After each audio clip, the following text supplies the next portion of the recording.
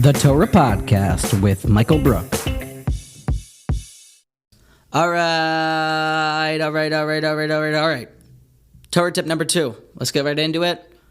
If you have any Torah tips, anything that helped you in your spiritual ascendance, anything that helped you to overcome a certain bad midah, then please email me, michaelbrook97@gmail.com. It might help me. It might help the world. So please share.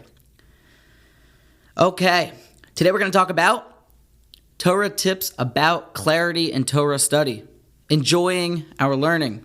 Letting that v'yadata hayom v'hashevosa el levavecha actually happen. Being inspired and transferring that into real results. The number one Torah tip about Torah study is clarity. Without clarity, there is no enjoyment, and without enjoyment, you will probably forsake your Torah study. There has to be enjoyment. Enjoyment comes from clarity. The number one reason that a lot of B'nai Torah sometimes drift away from some of their Torah study is because they lack clarity, and then it's not enjoyable.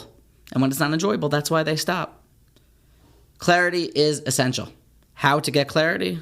2 practical eitzos that I've heard from some of my friends. Some of them that I actually use, and I've seen that it actually works. Number 1 is to make sure that you're building your Torah study properly. To make sure that you walk before you run. To make sure that you understand the Gemara's question and the Gemara's answer before you're trying to compare and contrast it to 1,000 other sources.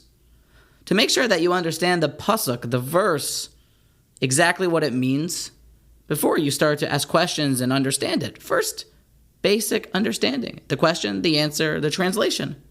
Building this way will enable us to first build our solid foundation. Then, once we have that, to start asking questions and to compare and contrast and to delve beyond just what's on the surface, and that truly is enjoyable. So, make sure that you have clarity in the basics of the Gemara or Torah that you're learning. The second eitzah is brought by Reb Simcha Zisel Ziv, and it's that a person, when he's done learning, should say to himself out loud.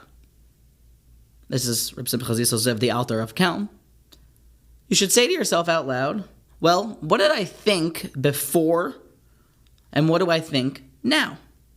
Let's do an example. We know that there's a mitzvah to be nice to people. V'ahavta l'reacha kamocha. Okay, so in order to use step 1, we would say, well, let's get clarity. Let's translate those words. V'ahavta means, and you should love, l'reacha, to your friend, kamocha, like you. So, let's first ask. Let's try to understand. What does it mean, v'ahavta, and you should love? Why is there an and there? Kamocha, like you. V'ahavta, l'reacha, your friend. Why is your friend called a re'acha? What does that word mean? What does kamocha mean? It means love him like myself. Now, okay, we have the basics. Let's understand. Okay, so now let's ask, is it possible to love my neighbor as myself? Is it possible to love someone that is not me as much as myself? How could the Torah command us to do this?